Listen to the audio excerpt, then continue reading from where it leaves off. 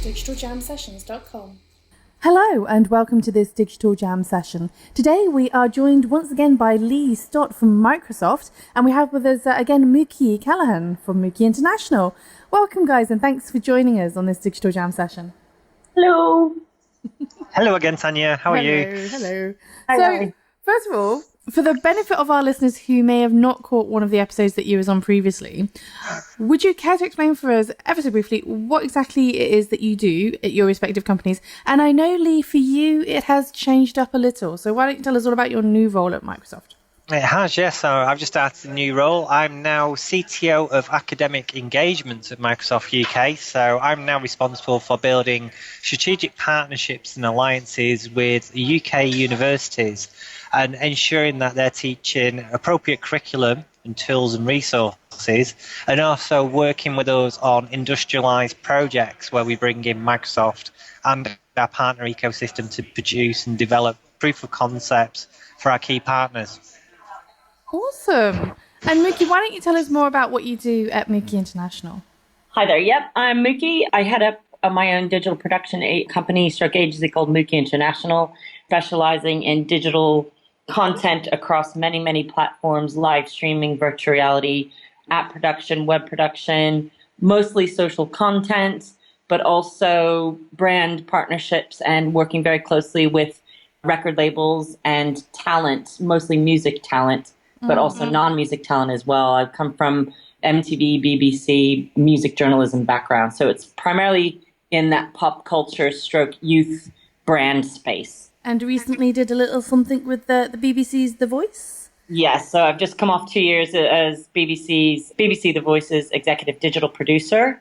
And that was very good fun working with will.i.am and all the coaches across the board and everyone from Facebook and Twitter, Instagram, all of our live streaming, YouTube, BBC website, and of course, virtual reality. We created the BBC's first series of virtual reality clips for a Saturday night TV show, which was good fun.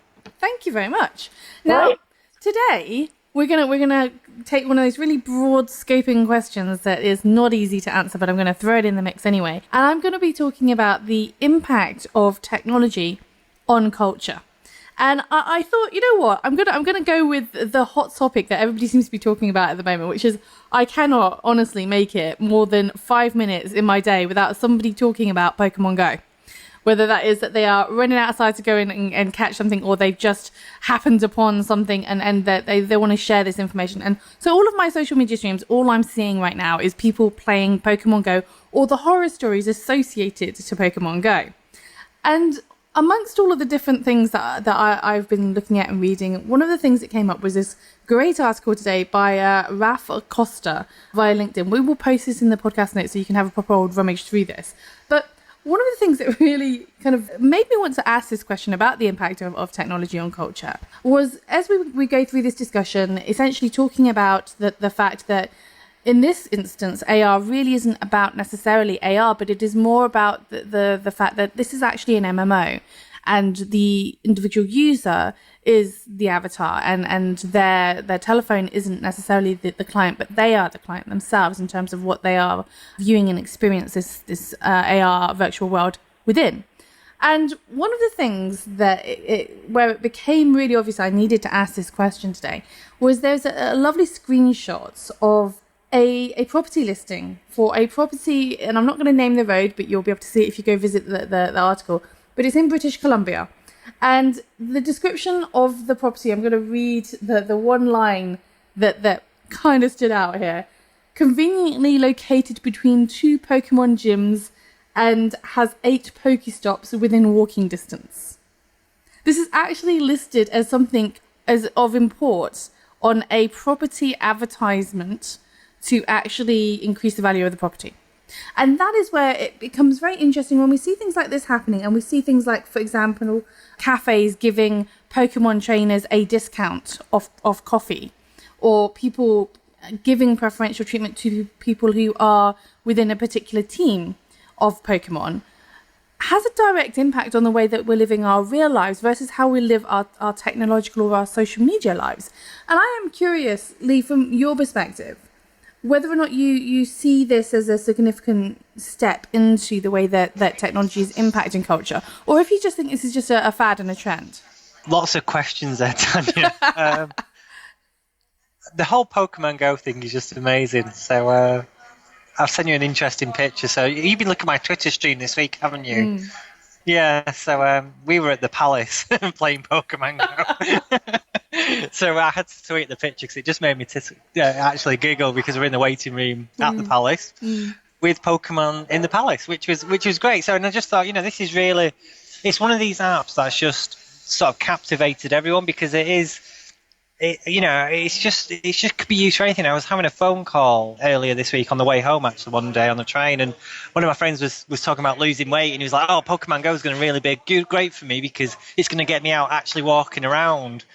And I think it's the whole concept of using technology to enable one's self goals is the easiest way of putting it, because you've got this huge age demographic utilising technology now, and again, thinking about the services that can be implemented in this technology. So there's an article this morning about a developer who's on the verge of bankruptcy because he's written an app that sits along Pokemon Go in terms of a communications app. So it allows teams to instantly chat and communicate with each other, but it's a free app and he doesn't have the cost to manage the infrastructure. And I think he's getting something like 1 million calls a second or something ridiculous at the moment. Yeah, they were having some server issues, if I recall rightly. Yeah, and it's just this virality of something that is having this impact on our lives.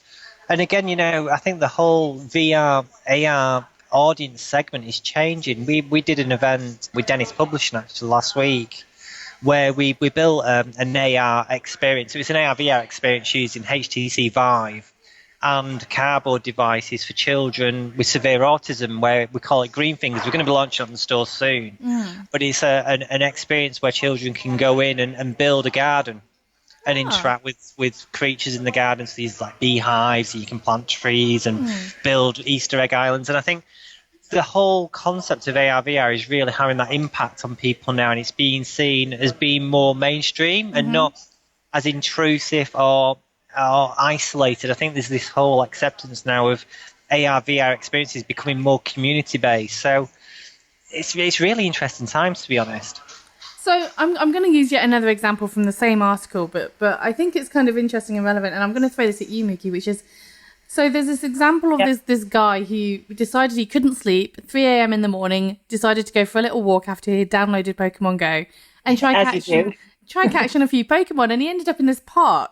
And there were two guys sitting on the bench, minding their own business. And then they kind of called out to him and they're like, yo, if you try and go over by that truck, you'll find another Pokemon. And so they were engaging with each other, 3 a.m. in a park, darkened park. And, these three men. And lo and behold, unsurprisingly, a cop turns up asking questions. And they have to sit there and explain to this cop exactly what the game is and why they're there and what they're doing. Is it a real cop or a simulated cop? We need to know these things. It is a real policeman turned up and was asking questions as you would expect, and they had to explain and justify that they were not doing a drug deal of some sort, that there was no dodginess afoot, that they were just playing a game. And in the end, the policeman wanted to download the game and get in on the action too, which is great. But it does lead to this question of the kind of potential issues, and we've had lots of horror stories around Pokemon, and I'm sure anybody who's been following this has heard about somebody who went off and was trying to find a water Pokemon and found a dead body in a lake instead, or a river instead, and people who were being targeted by armed robbers who were luring them with a lure and having people come to some remote side of a road somewhere and then basically mugging them. So there are all sorts of horror stories about how people are being manipulated through the use of this technology, or this unifying technology such as Pokemon Go. And I'm curious what your perspective is on this in terms of the risks inherent in actually allowing ourselves to be kind of guided and influenced culturally by this technology in the way that we interact. Well, I think, technology has been influencing culture and us as curious human beings for hundreds of years now, like, industrial age to present day. But I think there are certain breeds of people that know technology is here to help us and will use it for what it's there for. And if that's entertainment or medicine or education or helping or, et cetera. And then there are others that believe that it's a real thing, that gets that really don't have a fourth wall anywhere and let themselves become part of a fantasy world and something that's a non-existent place, but to them it's real. So I think there's kind of two categories of people, maybe more than two categories of people, because there's also a third batch of people that don't care at all and would never ever do a Pokemon Go ever, especially those who are probably parents protective of their kids and blah blah blah. Even though the kids will probably still play it, but I think there's the ones that are like so curious and get so immersed in it. I think there just has to be, I don't know if there's like a warning on this game because I've never done Pokemon Go myself, but I know about it. You know, where do you draw the line? Where you know, where's the line between entertainment as a light entertainment, forget about life for a while, to it becoming your life full time? I think it's very much the latter at the moment with any age demographic of 12 to 35. So my son yesterday came home from school and he was literally like, everybody's just playing it at school, Dad. And it's everywhere. But this is the thing, is it becomes a peer pressure thing, right? It becomes an issue of, if you're not part of the participating group, you are in some way left out. And it's almost kind of the same thing with, you know, the Game of Thrones. If you're not watching Game of Thrones, then you can't participate in the conversation because you don't know what it is that other people are necessarily talking about when they discuss these pop culture moments. But don't you think it's just one of those really interesting concepts? You know, we're very focused on Pokemon Go in this conversation, but it's a great concept of, you know, most of that age demographic of 7 to 26 have played Pokemon at any time, you know, in their childhood, or have seen the TV programs. And, you know, I think what's happened with the whole Nintendo franchise of game content is amazing. You know, I think it's a huge opportunity, and it's really presented itself to that whole audience of digital natives and people who have access to those devices. And, you know, I think there is some danger there in terms of malicious apps and apps that have been compromised, and there's quite a lot of stuff in the press around that. But I think it's just that whole first experience of AR for so many people, because to many people that's never really been experienced before. And this is why you got that moment of wonder. Yeah. Absolutely. Yeah, you know, Zombie Run was like the first thing I ever got hold of, which was, you know, that it wasn't AR and it wasn't VR. It was about, you know, it was augmented, about being able to do a run of the streets that you knew, and zombies chase you on the streets that you knew. And I found that fascinating, whereas this now is taking it to a complete new level. I'm curious though, because you're talking about, you know, this idea of community and groups forming around a particular activity or a particular thing. In this case, you know, yes, I keep on coming back to Pokemon Go, but it's just because it's the thing of the moment. But do we not think that perhaps because we are a digital generation and we are kind of a little bit married to our technology as such, that perhaps we don't see the dangers and the inherent risks anymore because, well, we're kind of used to this. We're kind of used to the idea of, you know, carrying this little box in our pocket that happens to, you know, be able to let us make phone calls, but also does all this other amazing stuff. Do you think that perhaps we aren't really thinking about inherently what will happen as, for example, with something like Pokemon Go and the fact that you have teams and you therefore you have groups that you're encouraging, you're facilitating, that you're kind of facilitating existing behaviors that already exist within the games industry, where you have these guilds and you have these particular niche groups who are proactively working together to, you know, outperform another group. And there are a lot of people who are entering into this AR experience of something like a Pokemon Go. Just as you say, you know, first timers, they don't understand what they're necessarily getting involved in. They just think it's kind of cute and kind of fun. But there is this kind of serious undertone to it all, that they're not necessarily aware and they're not necessarily going to be as savvy as perhaps some of the younger generation who really understand this stuff are going to be, or the kind of gamer generation are going to be, who understand how to game the system. I think it's a really interesting one. You know, the whole gamification of life is that's what it is. Yeah, let's be honest. Everything's gamified now, isn't it? You know, you go to the bank, it's gamified. So gamification, I think, is an interesting one. And I think what I quite like, after you can say I played Pokemon Go quite a few times, is the, you know, the whole spin aspect. So if you're not near a Pokemon or near a ball, you can actually spin to see if you can get one. And I think There is that whole gamification. I think the whole social networking side of it is really interesting. So if you look at any of the demographics of children who play PlayStation, Xbox, etc., it's very much team-based, very much co-op. That's the way children generally communicate now. They don't go out and play on the streets. They stick a headphone on and connect over a network. Indeed. And meet with the friends and play with the friends and talk with the friends. I think so. The whole online safety aspect of any app is pretty serious, as we all know. Family safety is very key to most organisation strategies. I'm actually more slightly concerned about the whole aspect of geolocation and tagging, really, because that's one of the big things that Pokemon Go does, is that whole, it knows where you are, it knows where your friends are in the group. Well, it's sharing a lot of information about you that people are not really aware of the volume of information that they have access to. That's the concern I have over these sort of things, is where, you can start creating hotspots of potential risk, where people will stand in a park at 3 a.m. and be accused of doing malicious activity by policemen, or potentially, end up being mugged because they're too busy looking at the phone and trip up and break the neck, or be a target for theft. So I think that whole aspect is really interesting. Where I'm sat now, actually, I'm sat in central London. I'm just looking out the window while we're talking, and the amount of people who are walking past me, not engaging with anybody, but just looking at a handset, is unbelievable. I've just counted 22 people in the last 30 seconds. I'm worried about them. They need to watch where they're going. Yeah, so, this is... I'm going to say how many are playing Pokemon Go in a minute, actually. I'm going to go out and go. We've encouraged you to play Pokemon Go. But I find it interesting what you're saying, which is, we are in this society that is so inherently reliant on the technology now. I heard about the new traffic light systems where they're going to be putting the warning lights in the pavement. So as you're looking down at your phone, you'll be able to see whether or not it's telling you to walk or not walk across the crossing. And, that's really indicative of the fact that we have got to that stage now where there's no longer necessarily a need to fight the behavior so much as just accept that we're in that stage of behavior now. And I'm curious, Miki, from your perspective, as you're working with this new technology and you're working with the content that's really having to evolve to meet these kind of expectations, these kind of needs, what your thoughts are in terms of how much of a reliance do we have on this technology, and how therefore does it change the way that you tell stories and the way that you articulate content?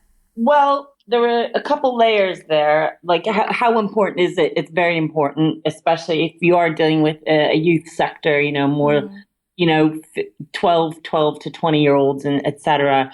But like Lee was mentioning, there's just as many big kids out there that like to get involved as the little kids.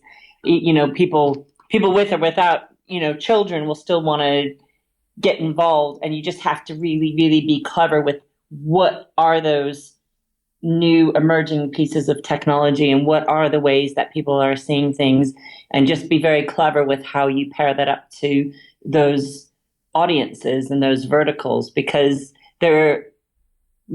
it's also kind of doing it, I think, with a little bit of quality over the quantity, maybe not bombarding people with stuff no matter how hyped up it is, but it's just doing something clever with it.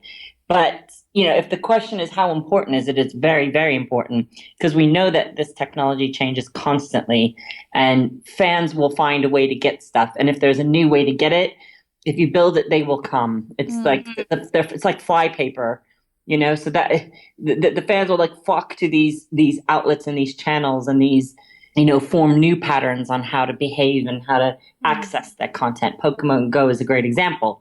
But then you've got corporate whatever taking advantage of it, and then it becomes a marketing tool. Where they're like going, oh, hey, you people, we don't even know what game you're playing. We don't even know what it is, but come to this coffee store and receive a discount.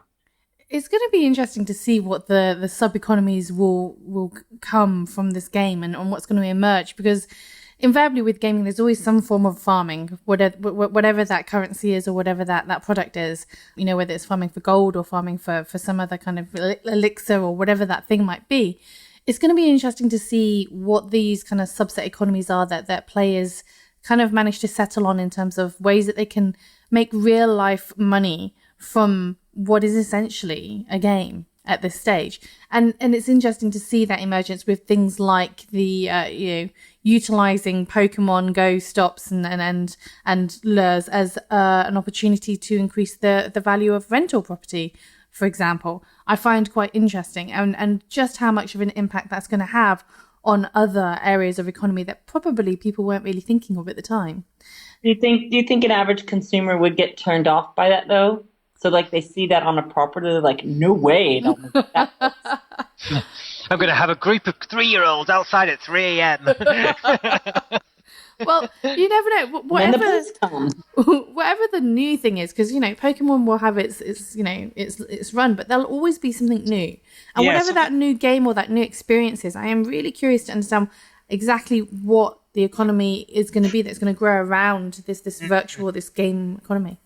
I think what's really interesting, Tanya, is how game developers need to start adapting their thoughts around how to commercialize games. So, say it again, Pokemon Go has been a huge success. Huge success. But it basically, from a developer perspective, it's a free-to-play game. There's no monetization in that game as such. Well, you can pay for lures, so I suppose but that's an in-app purchase strategies, isn't it? But what we're talking about now and what we're seeing now in the press is commercial business opportunities being spun up around the content, around the game. So how many game developers will start to rethink their business ideas about how they can make their game more commercial from partner standpoints, etc., rather than just a pure in-app marketing potential that is of today. I can see a new era of opportunity for game developers. But it's also important to remember, like, Pokemon is a huge, huge global brand that's been around for ages and ages and ages. How it's been around for a very long time. So people are already aware that Pokemon, you say the word Pokemon, and even, people in their 30s and 40s will remember it as like a little attachment thing game, that was interactive back then from a million years ago. So it's already as an established, related to interactivity tool that fans are familiar with. So you don't have to be a gamer to understand that, oh, wow, this is something really cool. It's unique. I remember having a Pokemon. Oh, is this how it works now? Okay, cool. It's interesting, though, because it is taking on existing traits of other ecosystems, other economies, such as geocaching. And I am curious to understand from each of you what you think the future will be in terms of, do you think that there is an existing activity, behavior, or trend that you can see perhaps being tagged onto in a similar way as geocaching has kind of been tagged onto by Pokemon Go? And or for example, do you see an alternative activity that could be enhanced by something like a Pokemon Go or a VR AR experience? So for example, myself, I'm just kind of wondering who's going to open the first gym where you can actually, park your Pokemon Goes to train and have a Pokemon gym alongside your real life gym, for example. I'm curious what your thoughts are on this. I'll start with Lee. So I think that's a really interesting one. I think at the moment, I would say, we still are pretty mature in our thinkings around this. And I think the problem with any game content is it's as only as long as it's evergreen as such. Games don't last forever. So I think it's really down to how it's incorporated into your day-to-day life. Again, if there is more in-app opportunity of value add, then people will use it more. But then you're changing the business models and the dynamics of the app. And again, it's really about how to keep that content fresh and appropriateness. So Virgin have started this thing called Virgin Red. I don't know if anybody's used it yet, which is like an incentive-based app for Virgin customers. So if you use Virgin Trains, Virgin Airport, Virgin Atlantic, Virgin Media, and what they do is they're trying to reward you, but then give incentives and geolocation information based on reward. So, the more products that you use, the more flights you take, the more trains you take, the more Virgin Media services you consume, the more points you get. And it's a really nice aspect around this whole rewarding you for what effort you make. So it's that whole loyalty to a new level. And then you start bringing in geocaching, etc. So, you can sit on a train and you get a geocache token now with Virgin Red. and you put the token in, it gives you 50 points, it gives you a free coffee. So it's about that whole reward. If you're doing that as part of your day-to-day routine. So I think there's going to be more opportunity in terms of rewarding consumers for utilisation. I think will happen in the future. Okay, and Mookie, what's your thoughts on this? I think I need to think about that one. Okay. Well, I for one, I am a believer in what Lee is saying, in as much as I do think that there is going to be more and more value associated to the individual. And one of the things that I keep on touting at the moment, I'm convinced it will become a thing, so I'm going to keep on talking about it, is the Internet of Beings. And this idea of decentralization of service and manufacture and product, and allocation of value to the individual, so that they can participate and engage with economies and ecosystems directly. And in this case, I do think that what Lee is saying has some merit, in as much as the idea of individuals being rewarded for their physical activity and physical engagement with the Virgin brand. And the more that they travel, the more that they're gaining from that. But I do think it's quite an interesting concept. But what I would like to do, as always, we would like to ask you to provide a way for our listeners to be able to find out a little bit more about what you're up to. And we ask you to do that by sharing your social media handle of choice. Lee? So mine would be Twitter. And on Twitter, I'm at Lee_Stott. So it's STOTT. Wonderful, thank you. And Mookie, what was your I'm going to go with Twitter also. So I am at Mookie Approved, MUKI Approved, all one word. Wonderful. Thank you very much. And thank you for listening. If you enjoy this content, don't forget to subscribe and review, and follow us on Twitter at Digital Jam Ltd. DigitalJamSessions.com